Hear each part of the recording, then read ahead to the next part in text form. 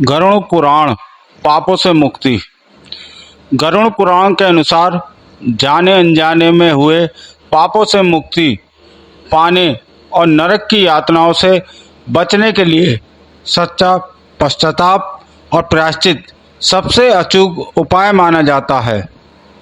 ग्रंथों के अनुसार यदि कोई व्यक्ति जीवित रहते हुए अपने बुरे कर्मों का प्रायश्चित कर लेता है तो यमराज उसके अपराध क्षमा कर देते हैं। सच्चा पश्चाताप और प्रायश्चित से ही पापों से मुक्ति, जीवन में शांति और परलोक में कल्याण होता है। मानसिक और व्यवहारिक उपाय। हृदय से पश्चाताप।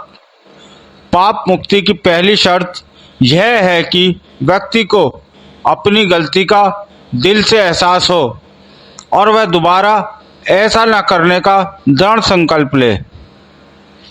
पापों को प्रकट करना। गरुड़ पुराण के अनुसार अपने किए गए पाप को छुपाने के बजाय संतों या ईश्वर के सामने स्वीकार कर लेने से उसका बोझ और प्रभाव आधा हो जाता है। नाम जप और कीर्तन। भगवान विष्णु या अपने इष्ट देव के नाम का निरंतर जप, जैसे ओम नमो भगवते वासुदेवाय नमः, सभी पापों को नष्ट करने की क्षमता रखता है।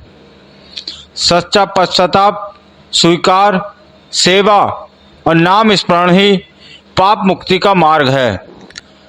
शारीरिक और धार्मिक उपाय। कठिन व्रत और तप।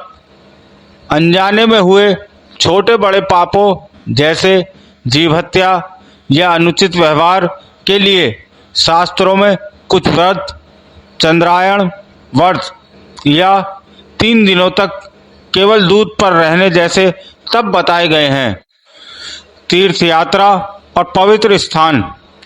गंगा, यमुना जैसी पवित्र नदियों में श्रद्धा पूर्वक स्नान करने और तीर्थ स्थलों के दर्शन करने से मन और आत्मा पवित्र होती है। सद्ग्रंथों का अध्ययन। श्रीमद् भागवत गीता, गरुड़ पुराण और अन्य धार्मिक शास्त्रों का नियमित पाठ करने से कुबुद्धि का नाश होता है और पाप कर्मों का शमन होता है।